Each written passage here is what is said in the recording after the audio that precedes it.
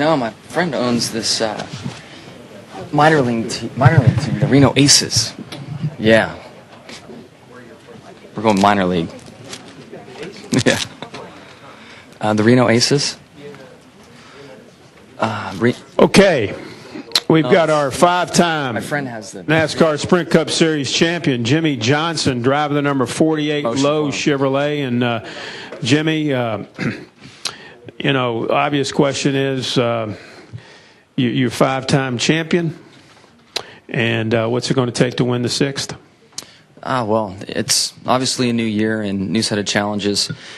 It's awfully early to even understand what the challenges are going to be. We hope that we're smarter through all the hard work that we've been going through in the off season, but we just won't know until we get actually really leave Daytona, get to Phoenix, and on from there. So we're working hard on all fronts to be a better race team. I think that last year we learned a lot more about ourselves and kind of validated our core beliefs and stuck to what the 48 team is known for and what we believe in, and was still able to overcome a lot of adversity and win the championship. So I feel like we'll be stronger and better, but we just don't know until we get into the meat of the season. And first goal is to obviously make the chase, and from there figure out how to win again. Okay, let's go. Questions. Godwin, Mike Embry, Claire B. Lang. Go ahead, Godwin. Raise your hand high there.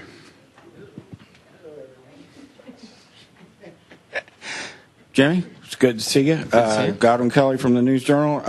There's the buzz at the beginning of this week was points, changing the points. You're the five-time champion.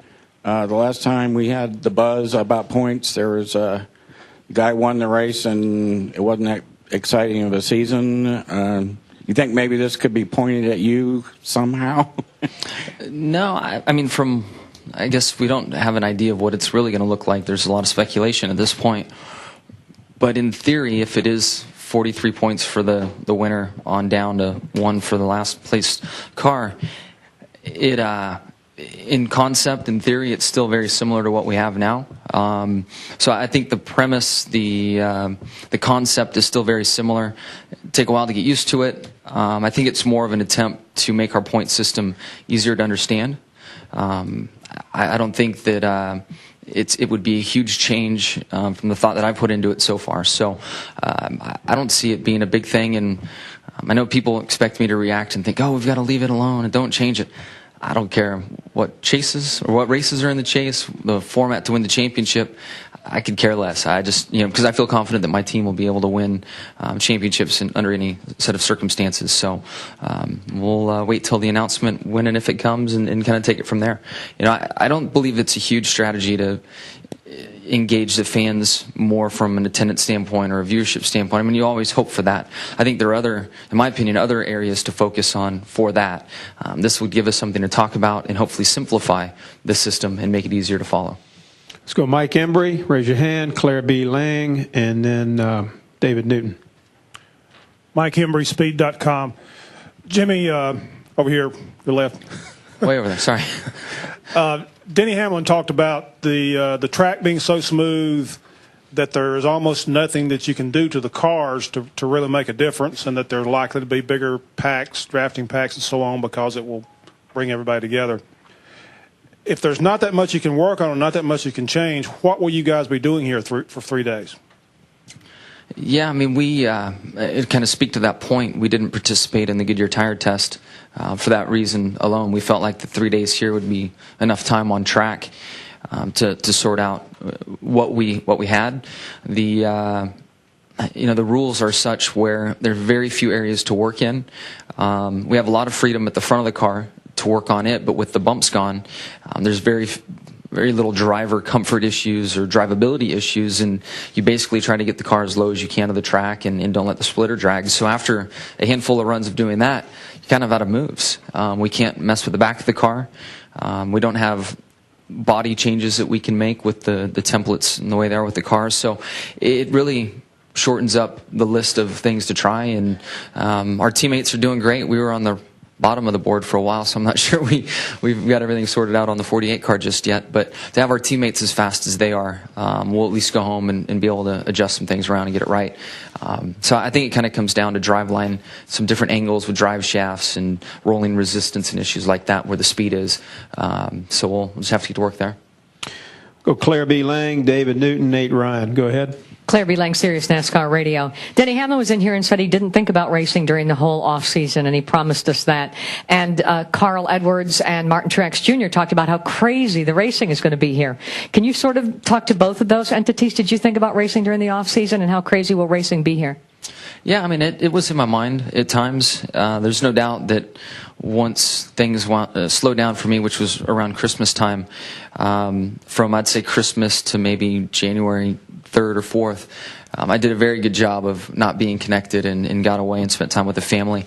But we had a lot of changes going on with pit crew stuff, the changes with the crew chiefs and drivers moving around. So there's been plenty going on. January's been extremely busy. So I've missed being in the car. I think all drivers would say one thing to go to the track and drive the car and compete. You could do that year round. It's the other stuff that makes it a long year. And I'm excited to be in the car here, although it's not all that challenging. But I was here for the Rolex test and had a great time in that car, and we'll be back next weekend for that race, and really excited for that race. Enjoy running that event. And then the 500, I believe, is going to be everything everyone would hope for. The track will have plenty of grip, multiple lanes. Everyone...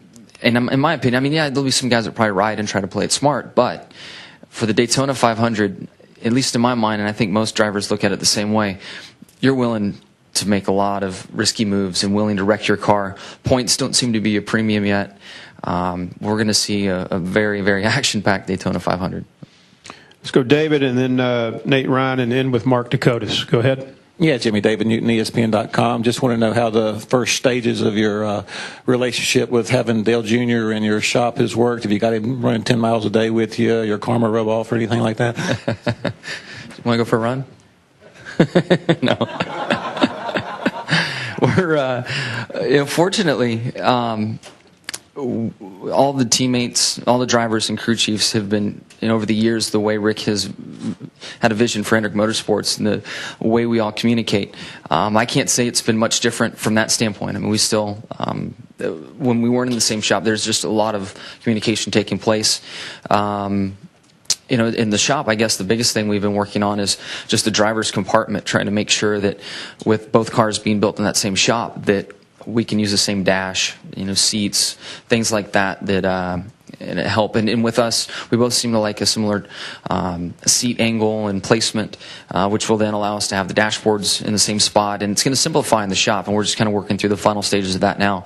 With Jeff being shorter and the seat angle that he had, our cars were pretty different. And right now we're trying to make a kind of a common cockpit through the shop and working through that. Go to Nate Ryan and end with Mark. Go ahead, Nate. Nate Ryan. Hello? There you go. It's on. Nate Ryan, USA Today. Take your earplugs out, Nate. That'd probably help, wouldn't it? There you go. I tend to miss the obvious. You said that this 1 through 43 thing would be a way to maybe make the system simpler. But does the system need simplification? And the reason I ask is Carl was in here earlier, and he was saying, well, he doesn't know how many points he has when he's running 12th. But aren't you guys all cognizant of the fact that when you make a pass, it's going to be worth 3 points, 4 points, or 5 points, depending on where you are? Yeah, I can't say I knew where that cutoff was in the past, especially from 4 to 3. Knew first to second and that kind of thing. But in the car, I don't spend a lot of time thinking about the points values. You just know that there's more points in front of you type thing. And maybe other guys think a lot more in depth about the exact numbers, but you just go forward and pass those guys and be ahead of them.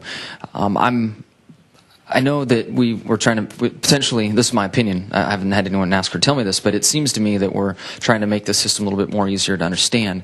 At the same time, we have a complicated system. We don't have 2 teams on the track. There's 43, obviously. So there's a point there where now we've got to re-educate our fan base, and then any new fans coming in, are we kind of going to confuse everyone even more and shoot ourselves in the foot a little bit? I don't know. Time will tell, but one thing that's obvious to me is that NASCAR is continuing to try to make it better, and they're looking anywhere and everywhere they can. And I think we have a very refined product in the garage area from a competition standpoint, and last year's championship battle spoke to that. And there's some more tweaks here and there. I'm willing to try it, but I think that there's some other issues that would help with attendance and viewership that kind of leave the garage area and what happens on the track. And it's, you look at length of races, frequency of races. In my opinion, I think a lot of our fans are just overexposed from race lengths and then so many events. Final question, Mark, go ahead. Jimmy, Mark, Dakota's from Florida today. This 500 will mark the 10th year of Dale Earnhardt's passing. As a 5-time champion yourself, can you talk about that legacy, what he's left, and what it means to you as a champion and him being a 7-time champion? Thank you. From my standpoint, I never was able to race against him, so my standpoint is watching him on television and being a fan of the sport. My brother picked Senior as his driver when we were young and kids, and I certainly couldn't align with my brother and his thoughts. It was my job to beat him up as often as possible. So I had my driver, my brother had Senior, and I remember a lot of times my guy was getting waxed by Senior year after year. So I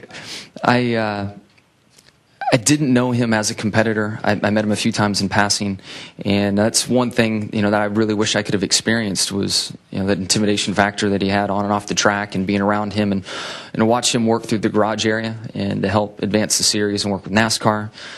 His interaction with the fans, and you just hear so many stories. I hear so many stories today about him, but I really never had a chance to see it firsthand. So, I have a great deal of respect for who and what he was and what he did for our sport, and regret that I didn't have a chance to get to know him. Jimmie, thank you so much, and good luck in your quest to win the 53rd running of the Daytona 500. You got it. Pleasure. Kale and Davey Allison.